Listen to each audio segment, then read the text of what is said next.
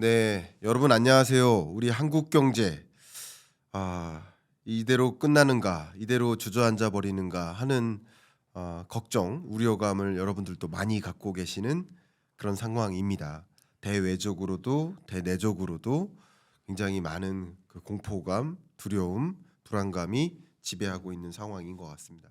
이럴 때일수록 우리 경제가 한 발 더 도약하는 기회로 삼고 나아가야 할 텐데 그 방향성을 찾기 위해 오늘 토론을 좀 진행해 보고자 합니다. 김동열 교수님 초대했습니다. 안녕하십니까? 네, 안녕하세요. 네, 자기소개 잠깐 부탁드려도 될까요? 네, 네, 저는 서울대 경제연구소 객원연구원으로 있고요. 그리고 한양대 산업융합학부의 객원 교수로서 창업정책 세미나라는 강의를 하고 있습니다. 네, 감사합니다. 우리 김동열 교수님은 저랑도 워낙 인연이 깊었고 또 얼마 전에도 채널에 한번 출연해 주셔서 좋은 말씀 많이 해주셨는데 저는 이제 소개를 한다면 이미 한 10여 년 전부터 현대경제연구원에 있을 때 저희 실의 실장님이셨죠. 예, 많이 네, 그때부터 배우고 지금도 한번 이 경제에 대해서 저 혼자 진단하는 게 아니라 또 배워가면서 한번 진단을 네. 받고 싶어서 네. 초대를 했습니다. 괜찮을까요? 사실은 뭐 제가 지난번에도 말씀드렸는데 네. 뭐 청출어람이라고 예, 뭐 같은 연구소에 있고 같은 실에 있었습니다만 사실은 저보다 김광석 교수가 훨씬 더 이 날카롭고 또 아주 시의적절한 그런 경제 분석을 해주고 있고 그런 의미에서 이제 저는 이제 같은 동료로서 굉장히 보람을 느끼고 있죠. 아이 아무튼 과찬이십니다. 불러주셔서 감사합니다. 제가 그 연구원 시절에 현대경제연구원에서 이렇게 보고서를 써서 이제 실장님께 한번 보내드리면 빨간 펜 들고 이거 아니다. 이거는 나는 동의하지 않는다 하시면서 이렇게 많은 토론을 해주셨는데 네. 오늘 한국 경제, 세계 경제를 놓고 한번 빨간 펜 들고 네. 토론 한번 해주시길 네, 부탁드리겠습니다. 알겠습니다. 자, 첫 질문은요. 그냥 지금 25년 중반을 향해 달려가고 네. 있잖아요. 그 상반기를 지켜본 모습이 네, 상반기의 모습, 한국 경제를 지켜보신 소감. 네. 그냥 한번 소회를 여쭤보도록 하겠습니다. 뭐 한 말씀으로 드리면 이제 내후외환. 내후외환이라는 이 사자성어가 딱 들어맞는 현재의 상황 아닌가. 예를 들면 나라 안팎으로는 아니 나라 안쪽으로는 경제적인 여러 가지 저성장, 뭐 인구 위기 이런 것들이 계속되고 있고 거기다가 더해서 이제 정치적인 불안정성과 불확실성이 이제 어떻게 보면 이제 설상가상인 상황이고 네, 그다음에 이제 밖으로는 트럼프 2기가 시작이 되면서 관세 전쟁이 전 세계적으로 자유무역 이제 소위 말하면 수출과 수입의 어떤 그 양적인 그런 성장이라든지 이런 것들을 제약하는 특히 이제 우리는 무역 의존도가 굉장히 그 높은 나라로서 그런 게 걱정거리고 또 중국은 중국대로 챗GPT보다도 중국의 딥시크가 특별히 뭐 뒤질 게 없다. 근데 훨씬 더 가격은 비용은 원가는 이제 낮은 상태다. 네, 이제 그런 것 때문에 또 AI에 있어서도 중국이 전 세계에 이제 충격을 줬고 그것들이 이제 어떻게 보면 우리나라의 제조업이라든지 서비스업에 주는 굉장히 그 충격이 있었죠. 이제 그런 밖에서도 큰 파도가 몰려오고 있고 안에는 우리 한국 경제 내부적으로도 이제 위기가 있는 그래서 미국발 중국발 산업 공동화 우려가 경제 전문가들 사이에서 이제 확산되고 있는 그렇게 이제 그런 굉장히 위기적인 상황이고 그걸 이제 한마디로 고사성어로 얘기하면 내후외환이다. 한국 경제가 굉장히 중요한 전환점에 도달해 있는 거 아닌가. 굉장히 중요한 그런 시기다라고 생각하고 있습니다. 네. 말씀을 받고 여쭤보면 전환하지 않으면 정말 한국 경제 주저앉을 수도 네. 있다라는. 네. 1사분기 우리 성장률이 마이너스 0.2% 이제 네. 역성장했잖아요. 이제 네, 이것도 굉장히 시사적인 건데 이런 내후 외환의 한국 경제에 어떻게 보면 첫 번째 굉장히 경고가 마이너스 0.2%라는 1분기 성장률인데 우리 김 교수님 잘 아시다시피 이제 관세 전쟁이 막 시작했잖아요. 그럼 네. 이제 4월, 5월, 6월 그러면 이제 사실은 2분기 그 경제 성장률 지표가 사실은 더 우려되는 그런 상황이라고 할 수 있죠. 네. 저도 이제 교수님 말씀에 대해서 저도 이제 코멘트를 좀 드려보면, 저 이제 토론이니까 저도 의견을 좀 드려보면, 제가 뭐 그동안 우리 채널에서 말씀을 많이 드렸었는데 거대한 소용돌이가 일고 있다. 근데 대한민국이라는 배가 그 소용돌이를 우회할지 말지를 고민해야 되는데 승선원들이 자기들끼리 싸우고 있다. 네. 저 이렇게 비유를 했거든요. 네. 근데 교수님은 이제 내후외환이다라는 진단을 하셨는데 결국 같은 진단이지 않나라고 생각하고, 이대로 있다가는 진짜 주저앉을 수도 있고, 그렇기 때문에 다음 방향성을 모색해야 되는, 또 대통령 선거를 또 앞에 두고 있으니까 정치적으로 어떤 당이 돼야 된다라는 논의를 하는 게 아니라 어떤 미래의 청사진을 제시하는 리더십이 등장해야 된다라는 의견을 많이 우리가 공유하고 공감해야 더 나은 의사결정을 제안하는 또 리더가 우리나라를 또 짊어지지 않겠습니까? 네. 그렇게 생각되십니까? 그래서 이제 저는 작년 말에 여러 가지 정치적인 불안정성과 불확실성이 이제 작년 말에 이제 시작이 됐는데, 그러면서 이제 한국 경제에 대한 이제 쭉 과거의 역사들을 쭉 점검해 보면서 네. 야, 우리나라 한국 경제가 이제 혁신 주도형 경제라는 이제 그런 단계, 경제 발전 단계가 이제 흔히 요소 주도형 경제, 예. 투자 주도형 경제, 혁신 주도형 경제, 그리고 이제 이제 웰스라는 건데 부 주도형 경제, 크게 이제 네 가지 경제 발전 단계로 나눠진다라는 게 이제 마이클 포터 교수가 1990년대에 말씀하셨던 건데, 한국 경제가 이제 혁신 주도형 경제에 있다라고 이제 판단을 하고는 이제 많은 전문가들이 그렇게 얘기했는데, 네. 제가 보기에는 우리나라가 혁신 주도형 경제가 아니고 이미 벌써 노화, 조로화 현상을 보이고 있는 거 아니냐. 이제 그거를 20세기 초에 영국 경제가 네. 부주도형 그러니까 웰스 드리븐 에코노미라고 부주도형 그런 경제였다라고 이제 그렇게 제 마이클 포터 교수가 그 책에서 말씀하신 적이 있는데, 그러면서 이제 영국 경제가 과거에 그 세계를 주도했던 그런 나라에서 이제 굉장히 노쇠한 대제국이었고, 그러면서 굉장히 어려운 상황에서 이제 최근에 여러 가지 이제 혁신 주도형 경제로 돌아가기 위해서 많이 노력을 했었고요.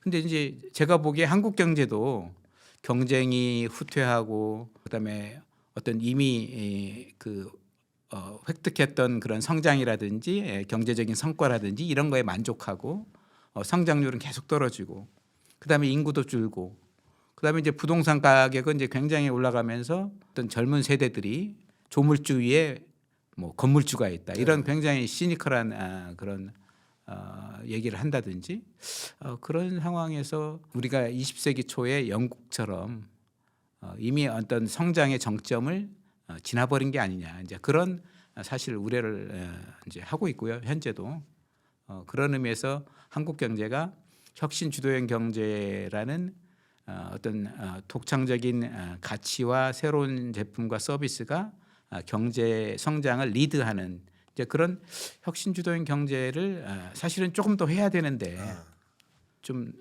그 주춤거리고 있지 않냐. 그 옛날에 양철북이라는 이제 노벨 문학상을 받은 그런 소설도 있었고 이제 영화로도 만들어졌습니다만, 저는 그래서 소설 양철북이나 영화 그 양철북에 나왔던 나이 3살에 성장을 멈춰버린 주인공 오스카라는 이제 주인공이 나오는데, 우리나라 한국 경제가 양철북 경제가 아니냐, 이미 너무 일찍 너무 이른 나이에 성장을 멈춰버린 그런 우려를 저는 하고 있었고, 그런 의미에서 혁신 주도형 경제로 돌아가는 게 좋겠다. 이제 그런 의미에서 이제 몇 사람이 모여서 이제 그런 혁신 경제 4.0이라는 책을 내게 된 거죠.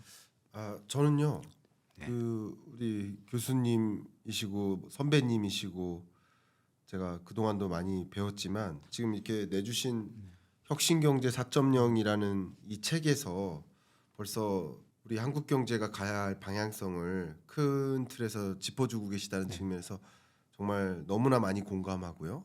그래서 이 17페이지에 있는 그림을 가지고 제가 이제 추가적으로 좀 첨언을 드린 다음에 말씀을 또 이어가도록 하겠습니다.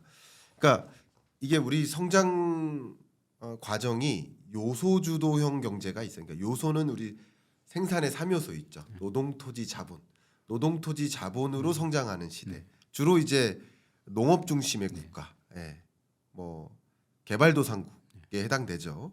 이제 여기서 이제 투자 주도형 경제, 효율 주도형 경제로 전환이 되는데 그 효율 주도형 혹은 투자 주도형 이런 경제 같은 경우는 또 제조 중심의 국가라든가 신규 투자를 많이 늘리면서 범위의 경제, 규모의 경제를 일으키는 그런 단계라고 볼 수 있겠죠. 효율성을 극대화해야 되는 시기죠.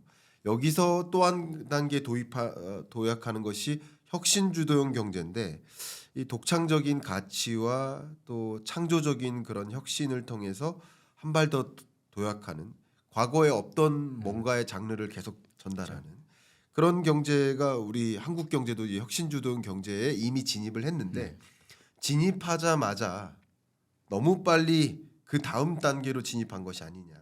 그런 우려를 하고 있는 이 거죠. 단계에 왔으면 더 예를 들어서 100년 동안 혁신 주도형 경제를 계속 지속해야만 그래야만 우리가 미래가 있는 것인데 이걸 지속하지 않고 너무 빨리 부주도형 경제, 소위 말씀하셨던 부동산이 어떤 부가가치를 만들어주지 않는데 모든 돈이 부동산으로만 쏠리고 그러면 결국 혁신 주도형으로는 더 진입할 수 없는 아예 이쪽으로 너무 빨리 전환되는 그런 모습이지 않나라고 지적해 주신 것 같습니다.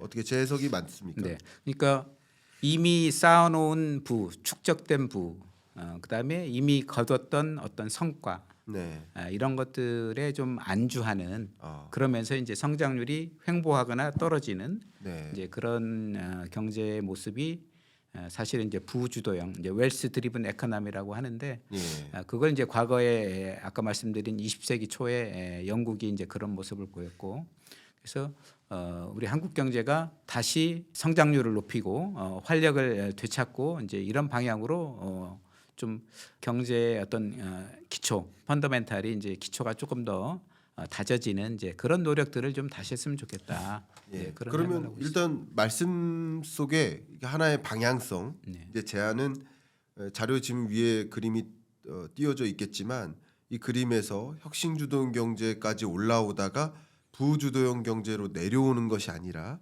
다시 혁신 주도형 경제로 가야 된다라는 이제 방향성을 제안하고자 하시는 것이고 그 방향성을 지금부터 좀 구체적으로 논의를 하도록 하겠습니다. 그러면 실제 이런 혁신 주도형 경제에서 내려와서 이미 부주도형 경제로 너무 빨리 내려온 게 아닌가라고 진단하는 시점이 언제인지 여쭈려고 하는데요. 저도 이제 성장률을 들여다보면 2020년부터 2026년까지 한국 경제 성장률을 단순 평균하면 IMF의 전망치를 가지고 25년, 26년까지를 단순 평균하면 6년 동안 1.7%예요. 그러니까 이미 너무 빨리 1%대로 내려온 게 아닌가 하는 생각을 하고 있는데 교수님은 어떻게 보십니까? 특히 미국 경제랑 비교해서 한번 말씀해 주시면요. 제가 최근에 1960년대부터 2025년까지 미국하고 한국의 경제 성장률 쭉 추이를 살펴봤어요. 네네. 그랬더니 한국 경제가 미국 경제보다 성장률이 낮았던 게 3번 있었는데 1960년대에 한 번, 석유위기 때 80년대 석유위기 때 한 번, 그리고 이제 98년 외환위기 때 한 번, 딱 3번 있었습니다. 그리고 그것도 이제 1년이죠. 그 해에 이제 그 미국보다 한국의 성장률이 낮았는데 그만큼 이제 한국 경제가 어려웠을 때가 이제 그 있었던 거죠. 근데 최근에 보니까 23년, 4년, 5년 물론 이제 25년은 전망치이긴 하지만 2023년, 2024년, 2025년 이 3개년도 연속해서 한국 경제 성장률이 미국 경제 성장률보다 이제 낮아지게 된 거죠. 그거는 이제 사실은 과거의 60년 동안 전혀 없었던 일이고 한국 경제가 그만큼 현재 굉장히 활력이 떨어져 있고 그 내용을 조금 더 들여다보면 총요소 생산성이 이제 굉장히 낮아져 있고 네. 그리고 특허라든지 디자인이라든지 이런 소프트웨어라든지 이런 것들을 개발하는데 들어가는 이제 지식재산 투자, 설비 투자나 건설 투자 이런 거보다도 더 중요한 게 사실은 생산성을 높이는 데 더 중요한 게 이제 지식재산 투자인데 그 지식재산 투자가 굉장히 미흡하고 또 추세적으로 굉장히 떨어지고 있다.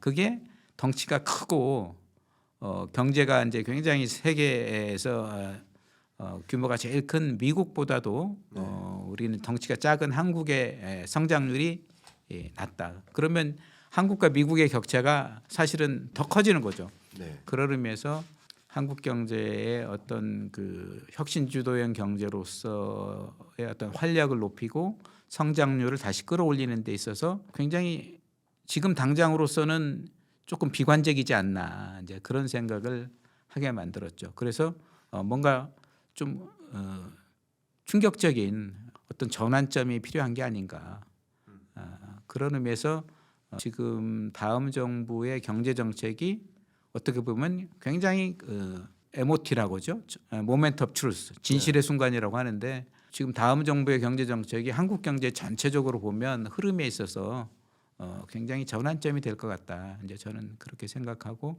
진짜 다음 정부의 경제 정책이 어떻게 수립될지 굉장히 이제 두렵기도 하고 네. 그런데 지금 이제 사실은 이제 이게 보궐선거다 보니까 인수위 60일 기간, 그러니까 어떻게 보면 다음 정부의 정책을 준비할 수 있는 이런 60일 기간도 없이 선거가 끝나자마자 바로 대통령이 취임해서 경제 정책도 발표해야 되고 뭐 통상 정책도 발표해야 되고 외교안보 정책도 발표해야 되는 그런 굉장히 어려운 상황이 아닌가 저는 이제 그게 좀 걱정이 되는 거죠. 네. 말씀 정말 감사하고 저도 굉장히 많이 공감합니다. 여러분들도 이 책 18페이지에 있는 이 그래프를 같이 보고 계실 텐데 우리나라 GDP 규모를 가지고 중국과 비교하면 한 10배 가까이 차이 납니다. 근데 중국 경제는 4, 5% 성장하고 우리는 1% 성장하고 그리고 미국 경제는 또 우리보다 한 GDP 규모로 15배 정도 될 텐데 그 거대한 GDP 규모가 2% 수준으로 2, 3% 수준으로 증가하고 있는데 우리는 1% 증가해요. 마치 우리는 성장기에 놓여 있는 청소년인데 성장기의 청소년이 성장이 멈춘 느낌. 그렇죠. 어른이 되어서 성장이 멈추는 건 좀 이해가 가는데 하는 뭐 그런 종류의 생각. 그런 종류의 생각을 한 거죠. 예, 네. 예, 그런 생각을 저도 공감하고요. 그런 관점에서 우리가 좀 정부의 정책 방향에 대해서 우리가 참 많은 그 대통령 후보의 후보들의 뭐 경제 정책 참모분들도 이 영상을 다 보고 계실 거고 더 많이 보시기를 좀 바라는 마음인데요. 그런 관점에서 정부 정책 특히 정부 주도의 압축 성장 이런 어떤 성공 신화 이것과 결별해야 된다라는 주장을 네. 하고 계세요. 네. 그 부분은 좀 의아한데 어떤 의견인지 좀 부탁드립니다. 그 이제 주변에 경제 전문가들이나 경제 발전 역사를 쭉 공부하신 분들, 그 전공하신 분들이 말씀하신 게 뭐냐면 한국 경제가 이제 선진국 수준에 올라와 있고, 그러니까 GDP 규모로 따지면 이제 세계에서 10위 안팎의 그런 그리고 다른 많은 나라들이 한국은 이제 선진국이다 이제 이렇게 인정을 해주고 있고, 네. 소위 말하면 외국에 이제 원조를 주는 이제 그런 공여 국가의 이제 그 지위에까지 올라와 있으니까 다른 나라들은 이제 선진국이라고 한국을 이제 인정을 하고 있는데, 그럼에도 불구하고 이제 한국 경제가 정부 주도의 어떤 정책, 정부 주도의 어떤 경제를 이끌어가는 이제 그런 과거의 어떤 성공 신화 1960년대, 70년대, 80년대까지 이제 쭉 한국 경제를 이제 성공시켰던 한국 그런 이제 성공 신화에 아직도 이제 좀 매몰돼 있는 거 아닌가 이제 그런 지적을 하시는 분들이 많습니다. 저뿐만 아니고 네. 그래서 정부 주도의 그런 압축 성장의 신화에서 좀 벗어나야 된다. 제가 대표적으로 이제 좀 실망했던 게 우리 김 교수님도 잘 아시겠지만 MB 물가라는 게 2008년 9년 그때 그 이명박 대통령이 취임하셨을 때 이제 물가가 좀 불안하니까 MB 물가라는 소위 말하면 이제 물가 관리를 하기 위해서 네. 정부의 이제 공무원들이 대거 동원이 돼가지고 소위 말하면 소비자 물가라든지 이런 걸 잡기 위해서 노력했던. 네. 하지만 이제 사실은 별 효과는 별로 없었거든요. 근데 그거가 사실 이제 작년으로 돌아가면 작년 봄에도 윤석열 대통령이 어느 저기 마트에 가서 대파가 뭐 800원이라고 뭐 그러면서 이제 물가가 이제 마치 물가가 잡힌 것처럼 이제 그렇게 했던 그런 장면이 사실은 있었는데 그게 사실은 한 2,000원대의 대파를 사실 대통령이 갔다고 그걸 800원대로 갑작스럽게 그렇게 이제 소위 말하면 이제 그런 것들이 이제 미봉책이고 어떻게 보면 이제 비축 물량을 푼다든지 아니면 무슨 특별한 그런 정부 지원금을 제공한다든지 이런 게 소위 말하면 이제 미봉책이고 일시적으로 하는 건데 그렇게 해서 이제 소위 말하면 이제 풍선 효과죠. 네. 잠시 이쪽을 누르면 이제 사실은 다른 쪽이 올라가는 이제 그런 풍선 효과를 가지고 정신 승리를 하는 거죠. 공무원들이 호통을 친다고 물가가 잡히는 건 아니잖아요. 예를 들면 수요 공급의 문제, 그다음에 유통 과정의 문제, 사실 이런 것들이 종합적으로 그 소비자 물가에 영향을 미치는데 예를 들면 뭐 통계청에서 소비자 물가를 관리하는 물가 바스켓을 뭐 조정한다든지 과거에는 사실은 그런 소위 말하면 어떻게 보면 이제 조작이고 장난을 치는 거죠. 그렇게 해서도 물가를 국민들한테 이제 물가가 잡혔다고 이렇게 쇼를 할 수도 있고 그런 것들은 이제 과거의 방식이고 이제 그런 것들이 사실은 1년 전에도 벌어지는 걸 보고 야 이게 아직도 우리 이 정부 공무원들이 관주도로 뭘 하면 이게 경제가 좀 이렇게 영향을 많이 받을 수 있고 정부 주도로 경제를 이끌어갈 수 있다라고 이제 그런 생각을 하는 게 아니냐. 그래서 저는 물고기를 던져주는 게 아니고 물고기를 이렇게 잡는 법을 가르쳐 주는 게 이제 어떻게 보면 선진국 수준에 올라와 있는 이제 한국 경제의 어떤 그건 이제 거버넌스라고 하는데 시장과 정부 간의 관계가 과거에는 이제 정부가 상당히 많은 역할을 했다 그러면 지금은 이제 당연히 시장이 앞장서고 정부가 뒤에서 이렇게 지원해주는 그런 역할로 바뀌어야 되는 것 같다. 이제 그게 어떻게 보면 현재 한국 경제가 혁신주도형 경제로 다시 돌아가는 데 있어서 첫 번째 어떤 정부와 시장 간의 역할 그런 관계에 대한 재정립, 그러니까 시장을 앞세우고 그다음에 경제 주체들이 열심히 그 일할 수 있는 그런 분위기라든지 제도라든지 이런 거를 만들어주고 그리고 규제를 좀 풀어주고 불효불급한 불필요한 규제들이 있으면 그런 거를 완화해주고 철폐하고 그리고 경쟁을 더 활성화시키고 그런 것들이 이제 필요한 게 아닌가. 주신 의견 정말 감사하고요. 지금 말씀 주셨던 것처럼 정말 한국 경제가 이대로는 안 된다라는 마음 그리고 이대로는 그냥 주저앉을 수도 있다. 뭔가 다시 도약해야 된다라는 이 방향성을 제시하고 계셔서 그 부분에 대해서 고민을 하고 있는데 또 그동안 중소기업에 대한 연구를 많이 해오셨잖아요. 자영업자, 소상공인, 중소기업 이들에 대한 이 경제 주체에 대한 연구를 많이 해오셨기 때문에 저는 개인적으로 직감이 됩니다. 그러니까 학자마다 주로 이제 관심 있는 분야가 다르고 어디가 더 약한 고리인지 집중하고 있는 분야가 다르기 때문에 다 중요한 말씀들이에요.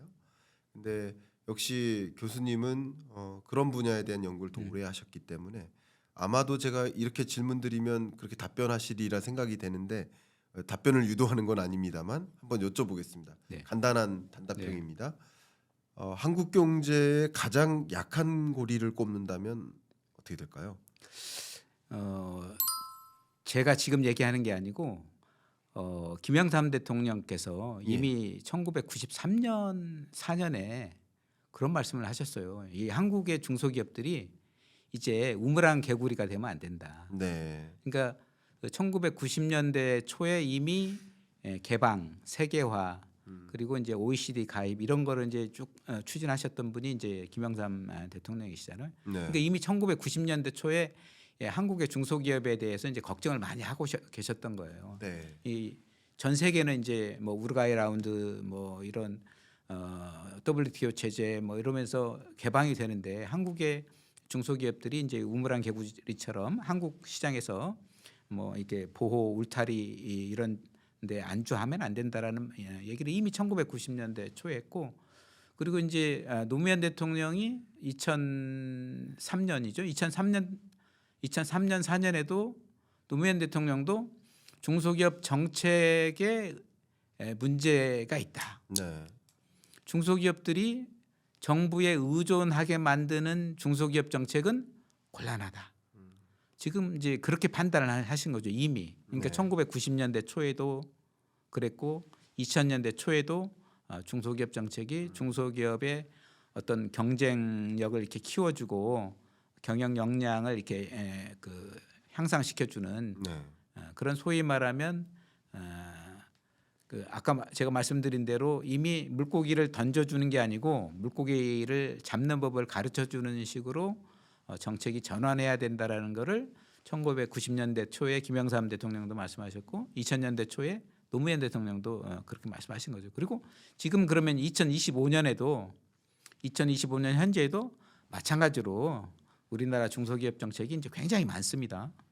여러 가지 다양한 이제 중소기업 정책이 아마 세계에서 한국만큼 중소기업 지원하는 정책이 많은 나라가 없다라고 할 정도로 한국의 중소기업 지원 정책이 많은데 그런 많은 그 중소기업 정책들이 어떤 방향 전환을 좀 해야 되지 않는가. 그러니까 정부가 이렇게 뭘 해줄게 이렇게 뭘 이렇게 지원해줄게 이런 그런 방향이 아니고 중소기업들이 스스로 뭘 하려고 했을 때 그런 것을 보면서 뒤에서 이렇게 좀 밀어주고 지원해주는 이제 그런 어떻게 보면 이제 보호와 육성이 아니고 어떤 성장을 지원해주는 그런 제도, 그다음에 이제 인프라 이런 것들을 환경을 만들어주는 그런 쪽으로 방향을 좀 정부의 정책 방향이 좀 바뀌어야 되지 않냐. 네. 이제 요즘 이제 생태계 얘기를 많이 하잖아요. 네. 그러니까 어떤 정책의 생태계, 그다음에 창업의 생태계,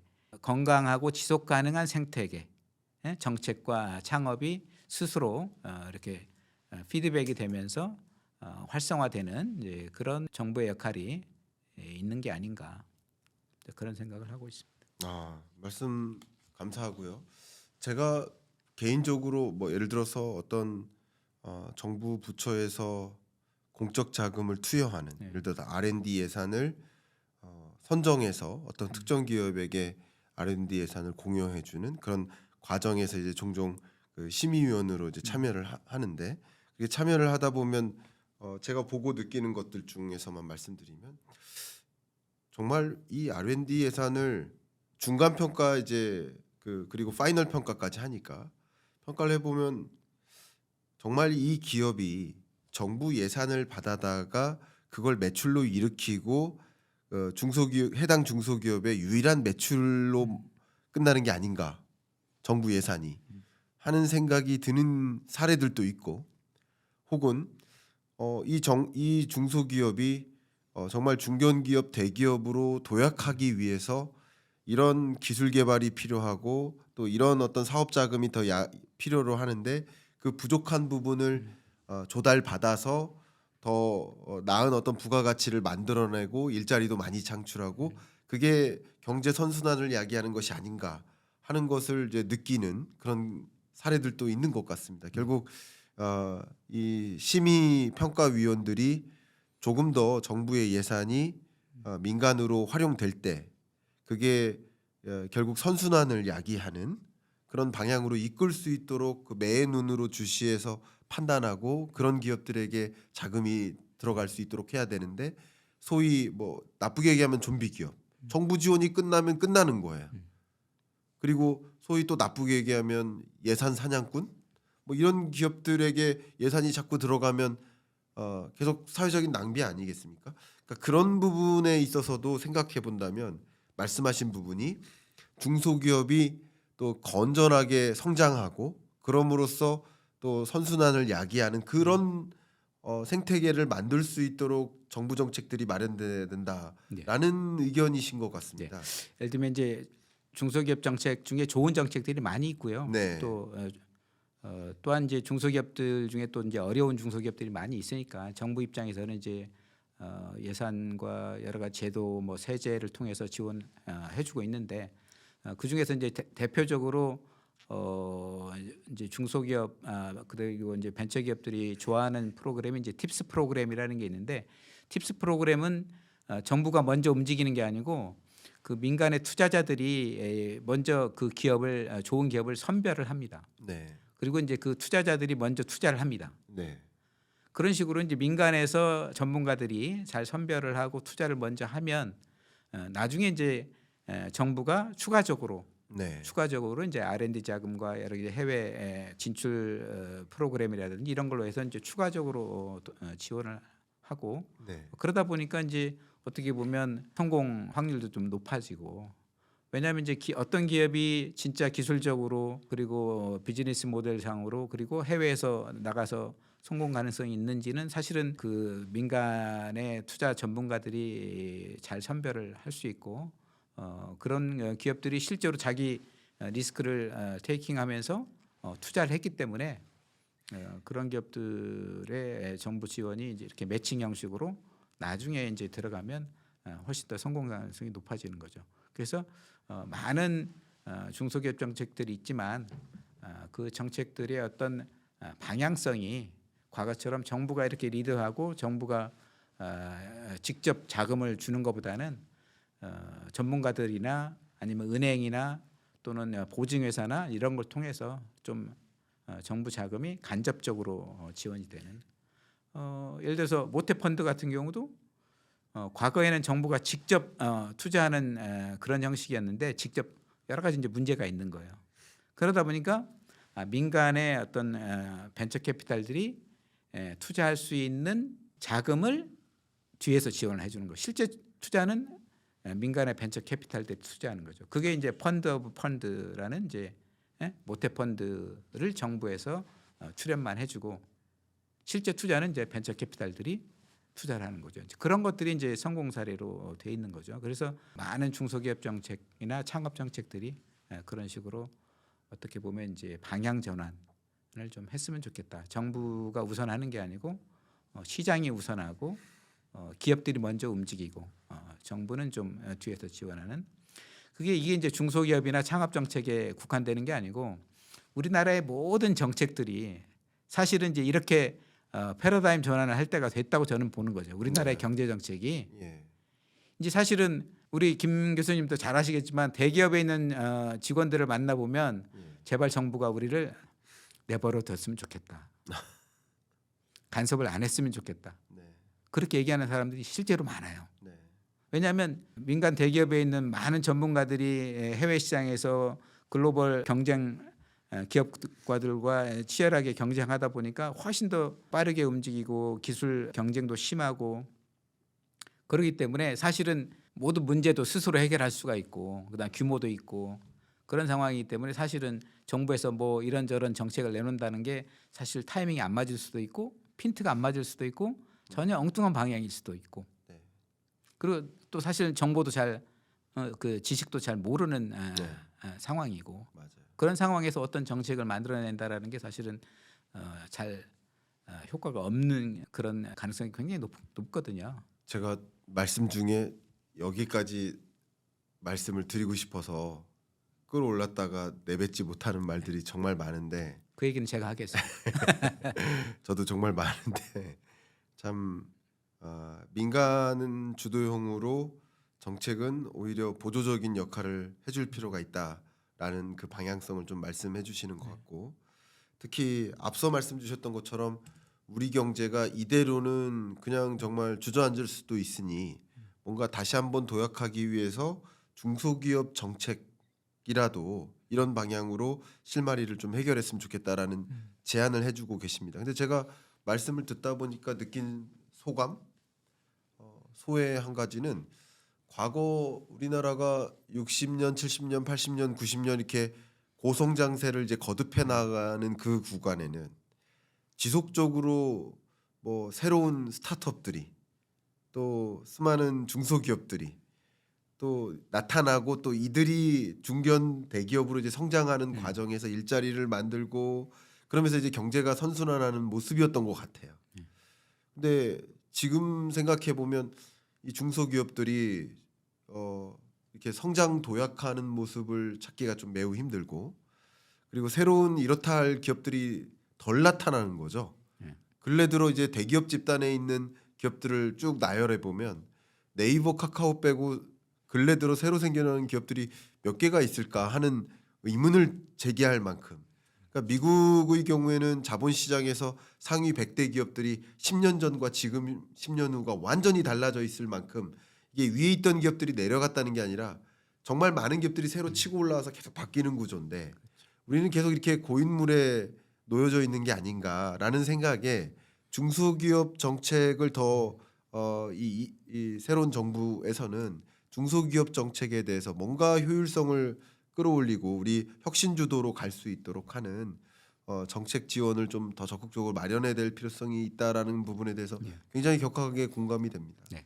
그 우리나라 헌법에 1980년에 중소기업을 보호 육성해야 된다라는 이제 그런 조항이 처음 들어갔습니다. 네. 1980년에 80년에. 그 당시에는 이제 대기업 중심의 경제 발전 전략을 폈기 때문에 이 대기업과 중소기업의 격차가 많이 벌어져 있었던 거죠. 그러니까 이제 1980년에 전두환 정부에서 중소기업 보호 육성이 필요하다라는 헌법 조항을 처음 집어넣은 거죠. 근데 지금은 이제 벌써 45년이 지났잖아요. 그럼 2025년 현재는 개헌을 할 때 지금 개헌 논의가 많이 있잖아요. 그러면 저는 중소기업 보호 육성해야 된다라는 그런 조항이 이제는 중소기업의 성장을 지원해야 된다. 성장을 지원하는 그런 인프라를 마련해야 된다. 이런 식으로 조금 바뀐 어떤 경제 상황이라든지 바뀐 그런 환경에 맞게 헌법도 좀 개정이 필요하다. 중소기업에 관련된 헌법 조항도 좀 바뀔 필요가 있다라고 이제 말씀드리고 싶고 미국은 창업에 있어서 아주 우수한 인재가 창업을 선택을 합니다. 네. 그리고 하이 리스크 하이 리턴이죠. 리스크도 크지만 대신 리턴도 크기 때문에 창업을 하려고 하는 그런 인센티브가 있는 거죠. 네.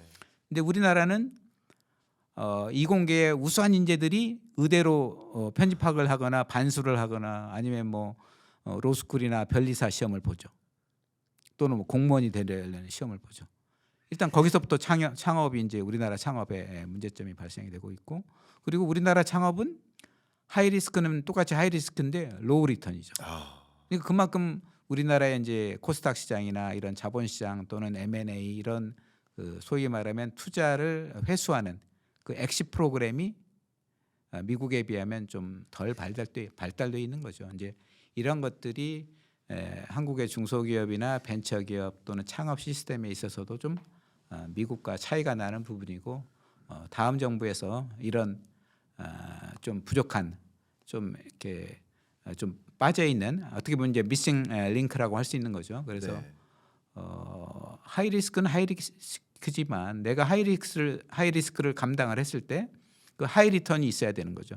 그래야지 내가 조금 젊었을 때 청년 시절에 과감하게 도전 해보고 싶은 그런 이제 인센티브가 생기는 거잖아요. 그래서 어떤 코스닥이나 이런 그 코스피 그리고 이제 어떤 벤처 M&A 이런 쪽에 좀 보완할 부분들이 있다고 생각이 듭니다. 그렇군요. 교수님께서 이렇게 집필해 주신 혁신경제 4.0이라는 책에 보면 저도 좀 인상적인 구절이 하나 있는데 그 구절이 보조금, 대출금 이런 직접 지원보다는 데이터 기반의 정책이 필요하다라는 정책 기조의 전환도 좀 필요하다는 제안을 해주고 계십니다. 이 부분 저는 인상적이었거든요. 저는 말씀 이제 어떤 정책 프로그램을 마련했을 때는 그 이 정책 프로그램이 성과가 있는지 네, 성과를 분석을 해서 그런 결과 분석, 성과 분석이라는 어떤 데이터나 그런 결과를 보고 좀 수정도 하고 아니면 이제 다른 쪽으로 이제 변경도 하고 이런 이제 조치가 있어야 되는데 많은 이제 정책 프로그램들이 사실은 이제 그런 성과 분석이라든지 그런 데이터에 기반하지 않고 중소기업은 이제 소위 말하면 약자니까 이런 지원해줘야 된다라는 이제 그런 어떤 당위에 기반해서 정책 프로그램이 계속 존속하는 경우가 있죠. 그래서 앞으로는 중소기업 정책도 성과에 기반해서 그런 성과 데이터에 기반해서 좀 더 업그레이드되고 수정되고 이제 그럴 필요가 있다라는 취지에서 그런 얘기를 했습니다. 그렇군요.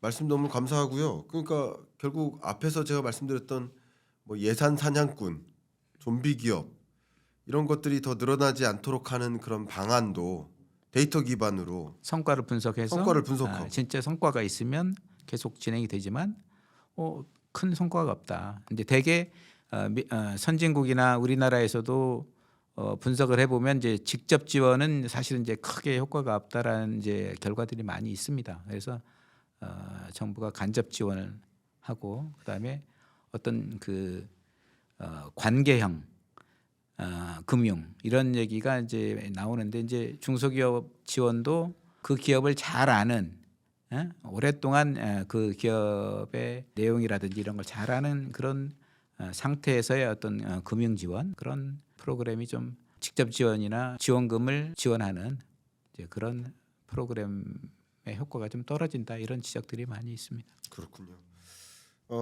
말씀처럼 이렇게 정책 전환이 일어나지 않으면 지금처럼 계속 이 생태계가 중소기업 생태계가 붕괴된 채 계속 지속된다면 정책도 계속 그런 방식으로만 유지된다면 좀비 기업을 육성하고 있는 중소기업 정책인 거잖아요. 그러니까 그 생태계에서 벗어나기 위한 방향성을 많이 제시해 주셔서 도움이 되는 것 같습니다. 특히 교수님께서 생산성을 극대화해야 된다라는 말씀을 지금 네. 강조해주고 계시거든요. 저도 이 부분에 너무나 강하게 공감하고 있어서 혹시 어떤 의도로 생산성을 극대화해야 된다라고 말씀하시는지 좀 말씀 부탁드립니다. 이제 아까 혁신 주도형 경제로 다시 이제 돌아가기 위해서 그리고 요소 주도형 경제라든지 투자 주도형 경제에서 한 발 더 나아가는 게 이제 혁신 주도형 경제인데 혁신 주도형 경제에서 그거를 뒷받침하는 여러 가지 제도적인 그런 지원도 있어야 되지만 총요소 생산성이라고 하는 이제 생산성을 계속 끌어올리기 위한 그런 노력들이 필요한 거죠. 네, 근데 그 생산성을 끌어올리기 위한 이제 여러 가지 노력들이 많이 필요한데 그 중에 하나가 이제 예를 들면 규제 품질을 제고한다든지 규제를 혁파한다든지 이제 그런 제도적인 노력도 있어야 되고 그리고 아까 제가 말씀드린 것처럼 지식재산 투자 그러니까 특허라든지 소프트웨어라든지 이런 디자인이라든지 이런 지식재산을 높이기 위한 지식재산을 더 축적하기 위한 그런 투자 지식재산 투자를 이제 더 해야 되는 거죠. 예를 들면 윤석열 정부에서 R&D 예산을 이제 감축했다가 이제 큰 여러 가지 그 이슈가 있었던 것처럼 그 연구개발을 위한 그리고 지식재산을 더 축적하기 위한 그런 정부의 정책 노력이라든지 예산 투입이 좀 지속적으로 좀 일관성 있게 계속 이루어질 필요가 있다. 예를 들어서 지금 우리가 AI 전환이라고 하는 이제 큰 세계적인 흐름에 있어서 좀 뒤지고 있다라는 평가를 많이 받는데 네, 그 이유 중에 하나도 사실은 AI라든지 이런 첨단 과학 기술의 인재들이 우리나라에서 계속 공부를 하거나 연구를 하거나 이럴 여건이 상대적으로 중국이나 미국에 비해서 뒤처진다는 거죠. 그러면 우리나라에서 최첨단의 고급 인재들이 삼성전자나 하이닉스에 있지 않고 중국의 딥시크를 개발하는 그런 기업들, 미국의 챗GPT를 개발하는 그런 기업들로 그런 기업으로 이동하게 되는 거죠. 네. 실제로 그런 일이 벌어지고 있고 그게 한국 경제에 마이너스가 되고 있다라는 게 네. 지금 현실이잖아요. 네. 그러니까 우리나라가 생산성을 높이기 위해서는 그런 우수한 인재들이 한국의 대학이나 연구소에서 계속 머물고 연구에 몰두할 수 있는 그런 인센티브라든지 그런 어떤 보상 시스템이 중국이나 미국에 비해서 뒤떨어진다는 거죠. 네. 이제 그런 것들이 굉장히 큰 사실은 문제고 다음 정부에서 이 부분에 대해서 조금 더 많은 정책적인 노력을 해야 되겠다. 그게 이제 R&D 예산, 뭐 그냥 R&D 예산만 사실은 중요한 게 아니고 그런 대학의 문제, 연구소의 문제, 그리고 인력에 대한 보상의 문제. 네. 소위 말하면 옛날에 그 두뇌 유출의 문제가 계속 지적이 됐었습니다만 특히 최근에 반도체, 한국의 반도체 지난번에 삼성전자의 위기를 이 김광석 TV에서도 다룬 적이 있잖아요. 네. 그럼 삼성전자의 위기도 사실은 따지고 들어가 보면 그 반도체나 이런 최첨단 기술 인재가 왜 삼성전자보다 중국이나 미국에 더 나은 처우를 하는 더 좋은 보상을 하는 그런 기업들로 이동을 하느냐 이거죠. 네. 그런 문제도 있는 거죠. 물론 이제 여러 가지 다른 그 위기에 그 위기를 초래한 다른 요소들이 많이 있죠. 뭐 거버넌스의 문제, 뭐 오너 시스템의 문제, 다른 많은 문제가 있지만 실제로 연구 현장에서 일하는 고급 인재들이 연구에 몰두할 수 있는 이제 그런 보상 시스템이라든지 인센티브 시스템이 과연 기업이든 우리 국가든 갖춰져 있는지, 그리고 그런 기업들이 열심히 세계적인 기업들과 경쟁할 수 있는 그런 규제라든지 지원 시스템이 잘 돼 있는지, 그건 이제 제도적인 문제고, 그다음에 예산의 문제도 있고, 그리고 국가 전체적으로 보면 사실은 아까 제가 뭐 조물주 위에 건물주가 있다 이런 식의 이제 우리 한국의 경제 주체들이 한국 경제 전체적으로 내가 있는 자리에서 열심히 일하는 것보다 다른 데 한눈 팔게 만드는 그런 국가 경제 전체적인 그런 인센티브 시스템도 좀 고쳐가야 되는 거 아닌가. 그런 얘기는 이제 다른 말로 바꾸면 부동산 시장이 조금 더 안정돼야 되는 거 아닌가. 이제 그런 것도 어떻게 보면 이제 생산성 향상과 별로 관련이 없는 것 같지만 사실은 국가 전체적으로 보면 국가 전체적인 어떤 총요소 생산성이라고 하는 것에 영향을 미치는 어떤 작은 요인 중에 하나다라고 생각합니다. 네.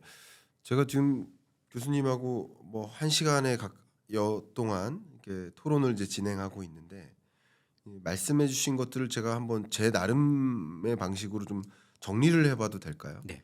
너무 중요한 순간인 것 같아서 정리를 좀 해보겠습니다. 그러니까 우리 한국 경제가 저성장, 뭐 제로 성장에 지금 직면해 있다. 미국 경제보다도 저성장하고 있다. 근데 이렇게 저성장하게 된 것은 기존의 혁신주도 성장에서 너무 부주도 성장으로 자산 중심으로 전환된 것이다라고 이제 이 부분을 지적을 해주셨는데, 그러니까 이게 저성장하게 된 건 잃어버린 뭐 10년 이미 진입한 거 아닌가 하는 질문들도 많이 하시지만, 이렇게 된 배경에는 결국 이 잠재 성장률 자체의 둔화가 있고, 그 잠재 성장률이 둔화되는 것에는 소위 노동 투입, 자본 투입도 있지만 맨 위에 생산성, 총 요소 생산성을 끌어올리는 노력이 있어야 되는데 이 생산성마저 줄어들고 있다. 인재를 육성하지도 잘 못하고 있지만 육성된 인재마저 남의 나라 GDP를 올려놓는 데 역할을 하고 있다. 근데 그런 것을 이제 반성해 보셨고, 이 반성해 보면서 놓고 보니까 그렇게 된 배경 중에 하나는 앞서는 이제 중소기업에 대한 논의를 했지만 지금은 인센티브 시스템에 뭔가 문제가 있다. 특히 이 기술 인재들이 정말 오랜 시간 뭐 박사학위까지 수십 년간 공부를 했는데 해놓고 보니까 의사들보다 돈을 못 벌어요. 그러니까 당연히 의대로 더 많이 몰리는 거죠.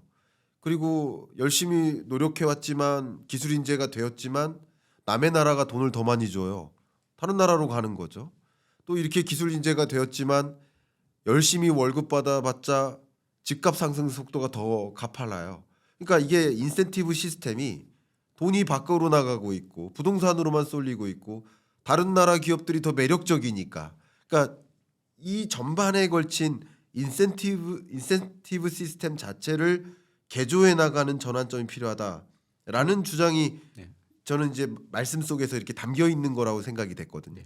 네. 다음 정부에서 사실은 굉장히 관심을 어떤 정책적인 노력을 기울여야 할 분야 중에 하나가 그런 네. 분야가 아닌가 생각을 해봤고, 예를 들어서 이제 인구 위기도 네. 이 중요한 시기에 굉장히 중요한 문제 중에 하나인 인구 문제에 대한 대책도 지금 대통령 선거가 갑작스럽게 벌어지고 있지만 이 와중에도 여기에 대한 논의가 좀 부족하고 국민들 사이에서도 공감대를 형성하는 노력. 예를 들면 독일의 어느 방송에서 한국은 끝났다 뭐 이런 네. 특집 방송을 했는데 그 특집 방송이 한국의 합계 출산율이 0.7이다. 그래서 지금 5천 뭐 한 200만 명 정도의 인구가 앞으로 한 30년 후에는 3천만 명대로 떨어질 것이다. 네. 이러면서 유령 도시들이 속출할 것이고 이런 것들이 사실 지금 100년, 200년 후의 문제가 아니고 지금 30년 후에 이렇게 된다고 지금 예측을 하고 있는 거잖아요. 지금 네. 이런 추세대로 간다 그러면 사실 30년이라는 거는 저하고 우리 김광석 교수도 살아 있을 때 얘기잖아요. 네. 앞으로 30년 후니까 그럼요. 굉장히 가까운 미래인데도 우리나라의 주요한 그 정책 의사, 정책 결정 하시는 분들이 이 문제를 좀 깊이 있게 좀 태클을 했으면 좋겠다. 네. 그러면 교육 문제, 뭐 부동산 문제, 예? 뭐 집값이라든지 일자리의 문제 여러 가지가 사실은 이 인구 문제하고 사실 결부돼 있잖아요. 그러면 이것도 어떻게 보면 이제 국가 전체적으로 복잡한 여러 가지 이슈를 동시에 건드려야 되는.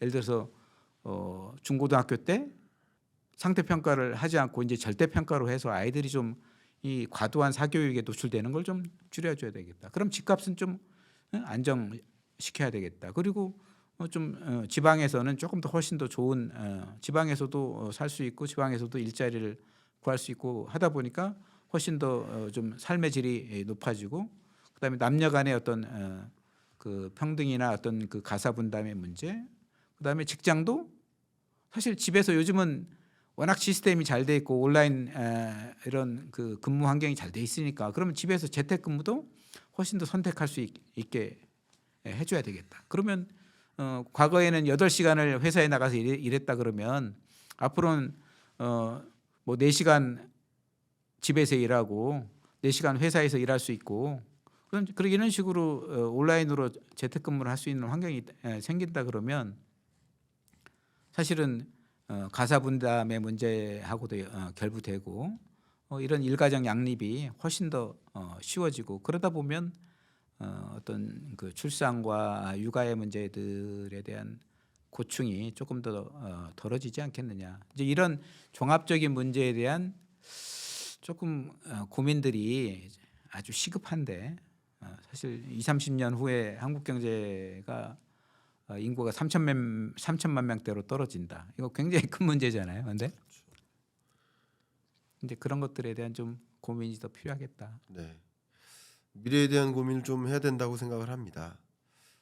지금의 우리 정치를 뭐 비판해 보면 서로 과거를 놓고 비판하고 있잖아요.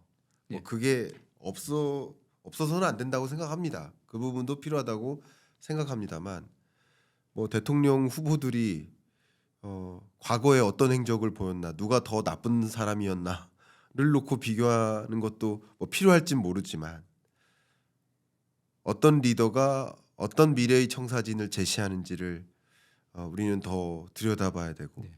사실 근데 그럴 때가 아닌가. 인구 문제는 또 굉장히 경제적인 문제잖아요. 그렇죠. 사실 인구 문제가 그냥 인구 문제로 끝나는 게 아니고 예? 저출산, 고령화라는 이 이슈가 굉장히 경제적인 문제고 어떤 생산성이라든지 성장률에 아주 직접적으로 영향을 미치는 문제이기 때문에 지금 다음 정부에서 성장, 뭐 생산성 뭐 이런 걸 막 고민한다고 지금 하고는 있지만 사실은 우리 인구 문제도 더 좀 정책적인 노력을 기울여야 할 때다. 이제 그렇게 그렇습니다. 오늘 교수님과 이 혁신경제 4.0이라는 변화의 갈림길에 서 있는 이 한국 경제를 놓고 이렇게 가야 되지 않는가 하는 조언을 계속 담아서 말씀을 주고 계신데 뭐 교수님의 말씀이 다 정답이 아닐 수도 있지만 이런 말씀들이 서로 공유됨으로써 더 나은 선택지가 생기는 게 아닌가라는 생각도 저는 한다는 측면에서 저는 너무나 추천드리고 싶은 그런 말씀들입니다. 이 혁신경제 4.0이라는 책의 서론에 보면 제가 잠깐 읽어드리면 지금의 혼란과 불확실성을 한국 경제 대전환의 계기로 삼아야 한다. 그러니까 이대로는 안 된다는 것을 이제 강조해 주신 거고요. 한국 경제는 오래되고 익숙한 것들과 작별해야 한다. 가장 먼저 나쁜 정치와 작별해야 한다. 나쁜 제도와도 작별해야 한다. 이런 문장들이 있습니다. 정말 기존의 정책 제도 정치가 아니라 한 번 더 도약할 수 있는 저는 이걸 이렇게 제 표현은 어떻게 했는지 아십니까? 저는 어떻게 표현했냐면 두 번째 한국이라는 표현을 썼거든요. 그러니까 첫 번째 한국이 이제 죽어가는 게 아니라 다시 태어나는 두 번째 한국이라는 표현을 좀 썼었는데 두 번째 한국이 되었으면 좋겠다라는 조언을 계속 네. 해주고 계십니다. 네, 한강 작가가 노벨 문학상을 받았잖아요. 근데 한강 작가의 대표작 중에 하나가 작별하지 않는다예요. 네. 작별하지 않는다가 이제 물론 제주도의 4.3 관련된 이제 그 내용을 가지고 소설을 쓴 건데 저는 이제 그 한강 작가의 작별하지 않는다에 빗대서 한국 경제는 작별해야 된다는 거죠. 네. 예? 과거의 어떤 성공 신화.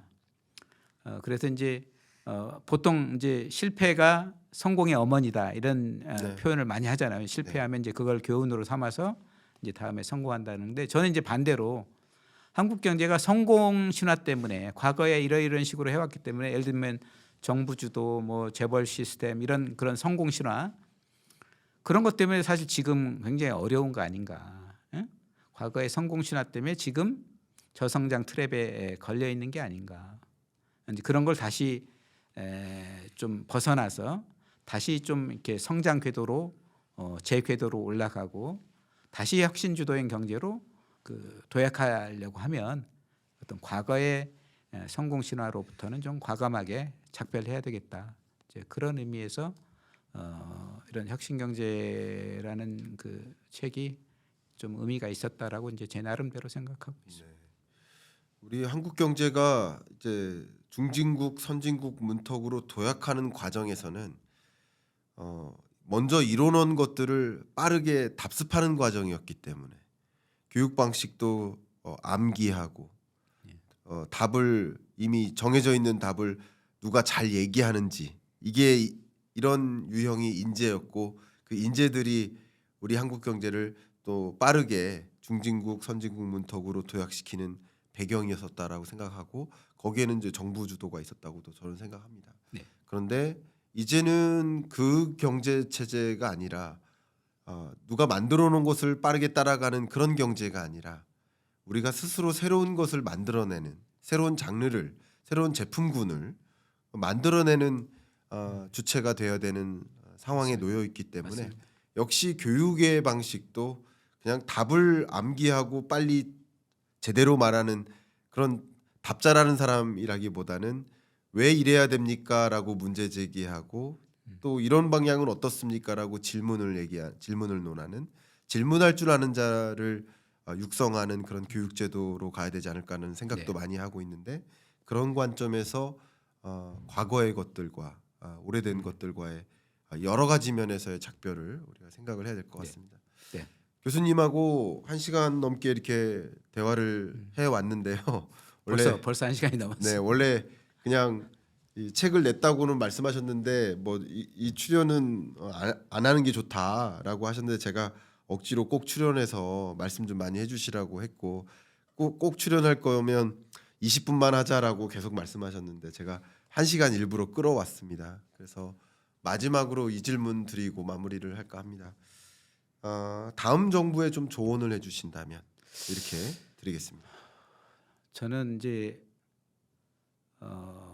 트럼프 정부가 많이 이제 논란의 대상이지만 트럼프 정부가 이제 정부 효율부라는 걸 만들었어요. 네. DOG라는 Department of Government Efficiency, 그러니까 정부 효율부라는 DOG라는 부서를 만들었고 그 논란의 중심에 이제 테슬라의 CEO 머스크를 그 DOG의 수장으로 만들었는데 그러면서 이제 정부의 어떤 그 일하는 방식, 어떤 정부의 규모, 그다음에 이제 인력 이런 조직을 대대적으로 이제 손을 보고 있는데 저는 이제 그런 정도의 어떤 충격은 아니다라고 할지라도 어떤 정부의 일하는 방식, 아까 제가 말씀드렸던 물고기를 던져주는 게 아니고 물고기를 잡는 법을 알려주는, 그리고 시장이 먼저 가고 정부가 뒤따라가는 그런 어떤 정부가 일하는 방식, 그 정부와 시장 간의 어떤 관계, 그걸 이제 거버넌스라고 하는데 그런 관계에 대한 어떤 대전환, 사고 방식의 전환이 좀 필요하지 않은가. 그래야지 어떤 과거의 방식대로 쭉 과거의 성공 신화에 매몰돼서 과거 방식으로 정책을 한다 그러면 또 지금 한국 경제에 이게 내려가는, 계속 그 성장률이 저성장 트랩에 빠져 있는 이 한국 경제의 어떤 근본적인 대전환을 과연 이끌어갈 수 있을까. 그런 의미에서 어떤 일하는 방식부터 좀 바꿀 필요가 있겠다. 좀 그래야 되지 않냐라고 이제 제안을 하고 싶습니다. 네. 마지막 제안까지 참 귀감이 되고 많은 것들을 좀 생각해야 하는 그런 말씀이셨고, 나쁜 것들과 작별하는, 나쁜 정치, 나쁜 제도와 작별할 수 있는 그런 하나의 계기가 되기를 좀 바라는 마음. 네. 혁신경제 4.0 저는 개인적으로 이 책 추천드리면서 오늘 경인남과 토론합시다. 마무리하도록 하겠습니다. 소감 네. 말씀 네. 부탁드릴까요? 어떻게? 제가 막 요즘 걱정하는 거는 우리가 1998년 외환위기, 1998년 외환위기를 통해서 중진국 함정에서 벗어났다는 평가를 많이 하거든요. 네. 그런 나라 국가 부도의 위기에 직면해서야 비로소, 그런 큰 충격을 받고서야 비로소 중진국 함정에서 벗어났다, 이런 평가를 경제 사가들이, 경제 발전 과정을 연구하는 사람들이 그렇게 많이 평가를 합니다. 네.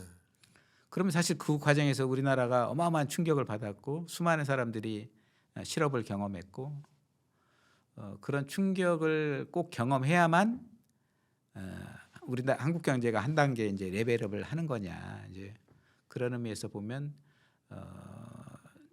정부의 정책을 결정하는 다음 정부에서 좀 국가 전체적으로 그런 큰 충격을 경험하지 않고도 한국 경제가 다시 혁신 주도형 경제로 레벨업을 할 수 있고, 진짜 선진국, 한국이 이제 선진국 수준에 도달했다고 얘기를 하잖아요. 그러니까 진짜 한국이 진짜 선진국으로 도약할 수 있는 그런 계기가 됐으면 좋겠는데, 그게 IMF 외환위기처럼 전 국민이 고통을 받으면서 그거를 수습하면서 한국 경제가 도약한다는 건 너무 힘든 과정이었기 때문에 그렇지 않고도 한국 경제가 좀 레벨업 할 수 있게 다음 정부에서 좀 잘 해줬으면 좋겠다, 그런 바람입니다.